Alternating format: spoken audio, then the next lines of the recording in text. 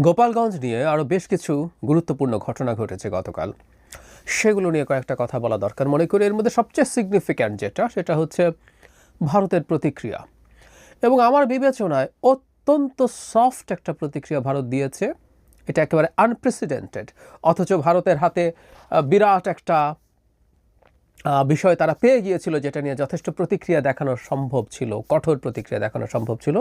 তারা সেটা দেখায়নি। কি বলেছে তারা, সেটা নিয়ে কথা বলবো এবং কেন সেই আলোচনাও করতে চাই।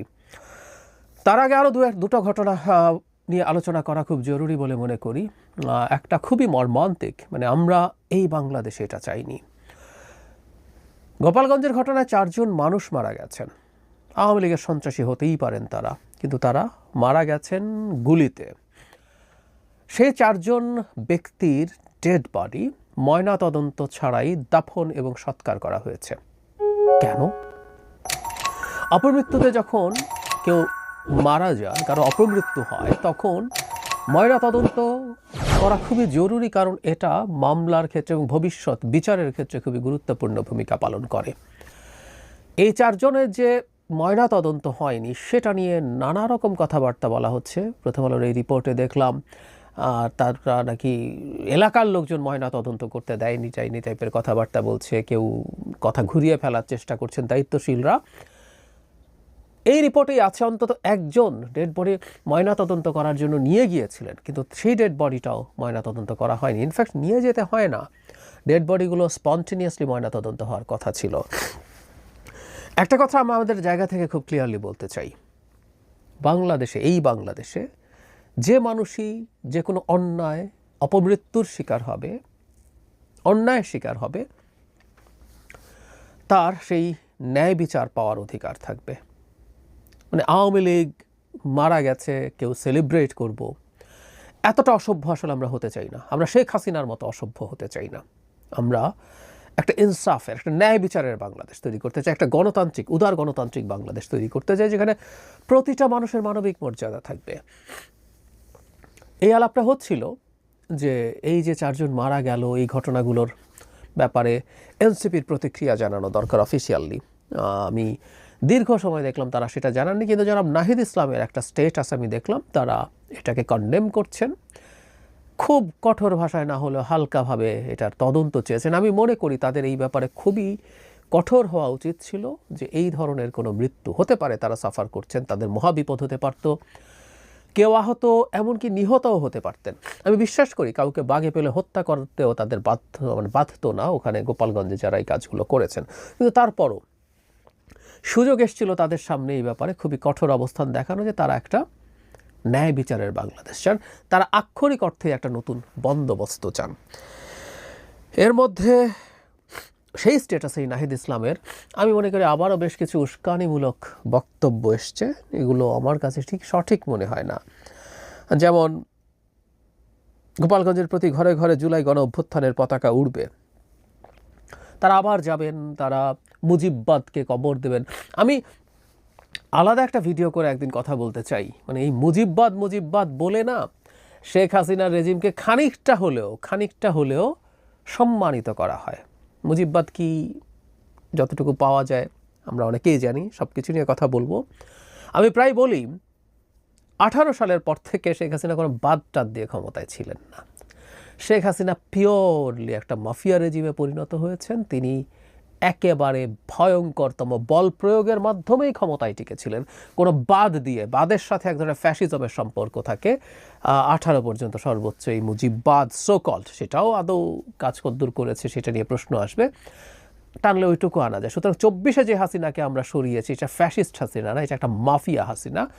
অহেতুক একটা মুজিববাদ কোথায় জানিয়ে এনসিপি পেল, সমানে মুজিববাদের কবর দেব, এই করব সেই করব বলছে। এটা অত্যন্ত ভুল একটা রাজনৈতিক কৌশল বলে আমি মনে করি। আমি ধরে দেখাবো মুজিববাদ বলে কি বস্তু, এবং 18-র পর, বিশেষ করে সেই রাতের নির্বাচনের পর আওয়ামী লীগের কোথায় আদতে মুজিববাদ ছিল, সোকল্ড মুজিববাদ ছিল। অহেতুক আবারও বলছি, মাফিয়াকে ফ্যাসিস্ট বলা কিন্তু তাকে খানিকটা হলে সম্মান দেয়। ফ্যাসিস্ট একজন, বা ফ্যাসিজম ইটসেলফ একটা মতাদর্শ, তার একটা মতাদর্শ আছে, একটা ডাকাতের সাথে মতাদর্শ আছে। সেই মতাদর্শটা বিভৎস, খারাপ জিনিস, ফ্যাসিজম বিভৎস জিনিস, কিন্তু তারপরেও এটা একটা মতাদর্শ, এটা ডাকাতি না, পিওর মাফিয়াই। ডাকাতির চেয়েও ভয়ঙ্কর জিনিস। তাকে ডাকাত বা একটা মাফিয়াকে আমরা ফ্যাসিস্ট বলছি। সো এটা খুবই উদ্ভট, হাস্যকর। যাই হোক, সেখানে তারা মুজিববাদের ব্যাপারে বেশ হুমকি ঢঙে কথা বলেছেন, তারা বেশ কঠোরভাবে কথা বলেছেন। আমরা কেউ বলতে পারি যে একটা রাজনৈতিক দল যারা ভীষণ সমস্যায় পড়েছে, গোপালগঞ্জে সমাবেশ করতে গিয়ে তার মুখ থেকে এই ধরনের বক্তব্য আসা পলিটিক্যালি নেসেসারি বা এসেনশিয়ালও কেউ বলতে পারেন, কিন্তু আমার কাছে মনে হয় না যে তাদের এটা করা উচিত। ইভেন মুজিববাদও যদি ওখানে কেউ ধরে রাখতে চায়, সেটার কবর টবর দিয়ে আসতে হবে, এটাও খুব জরুরি না। বাংলাদেশে এটাকে একটা যদি মুজিববাদ বলে কোনো বস্তু থাকে বা সেটা যদি সত্যিকার অর্থে ফ্যাসিস্ট হয়ে থাকে, সেটাকেও বন্ধ করতে চাইলে কোনো একটা লিগ্যাল ফ্রেমওয়ার্কের মধ্য দিয়ে বন্ধ করতে হবে। এবং ঘরে ঘরে জুলাই গণঅভ্যুত্থানের পতাকা উত্তোলন, এটাকে কেউ বলতে পারেন যে তিনি মানুষকে কনভিন্স করার মাধ্যমে এটা করবেন। আমার কাছে আসলে এই ব্যাপারগুলো, আবারও বলছি, সুন্দর লাগেনি, বেশি চাপাচাপি হয়ে গেছে মনে হয়েছে। তারা এগুলো অ্যাভয়েড করলে ভালো। যাই হোক, মূল প্রসঙ্গে আসা যাক। ভারতের পররাষ্ট্র মন্ত্রণালয়ে ব্রিফিং হচ্ছিল, সেখানে জিজ্ঞেস করা হয়েছিল যে গোপালগঞ্জের সহিংসতার ব্যাপারে নয়াদিল্লির প্রতিক্রিয়া জানতে চাইলে পররাষ্ট্র মন্ত্রণালয়ের মুখপাত্র রণধীর জয়সওয়াল বলেন, আমরা আমাদের অঞ্চলের সব ঘটনা প্রবাহ ঘনিষ্ঠভাবে পর্যবেক্ষণ করেছি এবং যা ঘটছে তা বিবেচনায় নেই, এরকম একটা মন্তব্য করেছেন। প্রয়োজনে আমাদের পক্ষ থেকে যথাযথ পদক্ষেপ নেই, এটাও বলছেন। আমরা একটু খেয়াল করি তো, বেশ কিছুদিন আগের কথা, শেখ হাসিনার পালিয়ে যাওয়ার পর প্রথম যে দুর্গা পূজা, সেখানে পুরনো ঢাকায় একটা পেট্রোল বোমার মতো কিছু একটা থ্রো করা হয়েছিল শাঁখারী বাজারে। ওখানে বোতলটা ভাঙেওনি, ওই রিপোর্ট এসছে, আগুন ধারা দূরেই থাকুক, কিন্তু বোমা হামলা হয়েছে ইত্যাদি ইত্যাদি বলে ভারতের পররাষ্ট্র মন্ত্রণালয়ের স্টেটমেন্টে, কোনো মিডিয়াতে না, পররাষ্ট্র মন্ত্রণালয়ের অফিসিয়াল স্টেটমেন্টে সেটা চলে এসেছিল। সেই তুলনায় গোপালগঞ্জে যা ঘটেছে, এটাকে তো অনেক কিছু বলা সম্ভব। আসলেও ধরুন 4 জন মানুষ মারা গেছে, যাদের ঘটনায় মানে ওই যে একটু আগেই বললাম ময়নাতদন্ত হয়নি, এবং তার চাইতে জরুরি কথা, অন্তত একটা ভিডিও আছে যেখানে একজন সেনা সদস্য একজন মানুষকে, যিনি প্রায় অচেতন অবস্থায় ছিলেন, তাকে বুটের নিচে চাপা দিচ্ছেন। এগুলো খুবই খুবই ভয়ঙ্কর ইস্যু। এগুলো নিয়ে কিন্তু ভারত বিরাট শোরগোল করতে পারত, সম্ভব ছিল। মানে আমি আগের যে ভারত ছিল তার সাথে যদি তুলনা করি, তাহলে প্রশ্ন আসছে, ভারত কি বাংলাদেশ বা ডক্টর ইউনূসের সরকারের ব্যাপারে নমনীয় হতে শুরু করেছে? হলে কেন সেটা?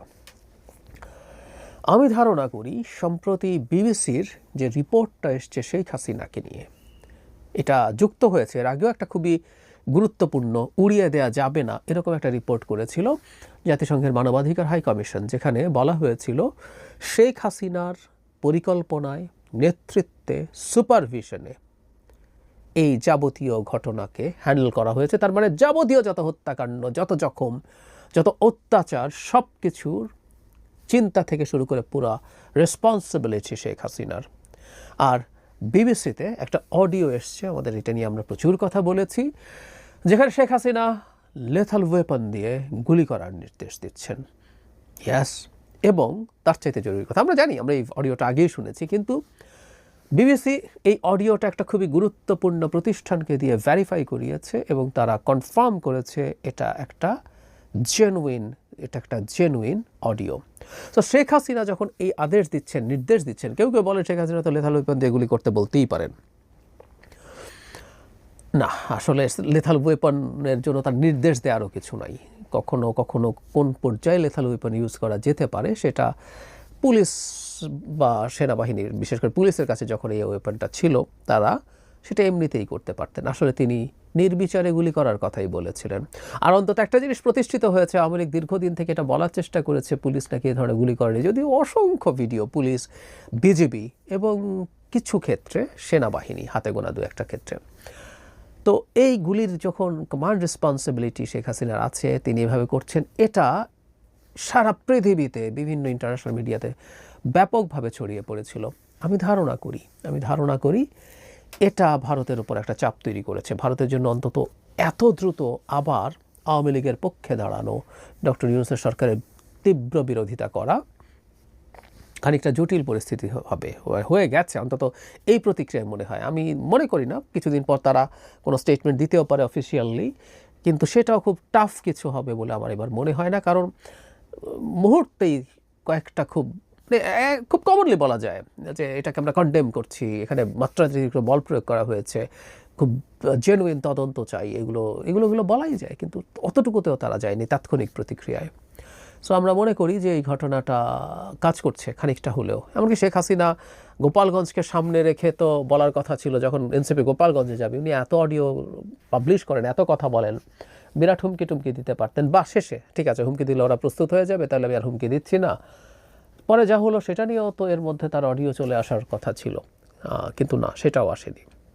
ফলে আমি মনে করি আন্তর্জাতিক চাপটা ভারত এখন ফিল করছে, এবং সেই চাপের কারণেই ভারত খানিকটা হলেও তার অ্যাটিটিউডের ক্ষেত্রে ব্যাকফুটে আছে। সে কারণে আমি মনে করি সরকারের, সেই সময়ই বলেছিলাম যে সরকারের এটা নিয়ে চাপ চালিয়ে যেতে হবে, বিশেষ করে শেখ হাসিনাকে ক্রমাগত চাওয়া, আবার অফিসিয়ালি চাওয়া, আগে একবার চাওয়া হয়েছিল, আবার চাওয়া, এই বিবিসির ঘটনার পরপরই বলেছিলাম, এখনও সরকার সেটা করেনি, আবারও আমার মনে হয় সেটা করার সময় এসছে। এই চাপগুলো যদি চালিয়ে যাই তাহলে শেখ হাসিনাকে আমরা ফেরত পাবো বলে আমি মনে করি না, প্রায় বলি, সবসময় বলি, এবং আমি কনফিডেন্ট এটাই, কিন্তু এটা অন্তত ভারতকে খানিকটা হলেও ব্যাকফুটে রাখবে, এবং ভারত অহেতুক আমাদের অভ্যন্তরীণ বিষয়ে নাকটাক গলাতে আসবে না। তার এই নোংরা নাকটা বাংলাদেশের ভেতরে ঢুকে গলাচ্ছে, এটা আমরা কোনোভাবেই মেনে নেব না।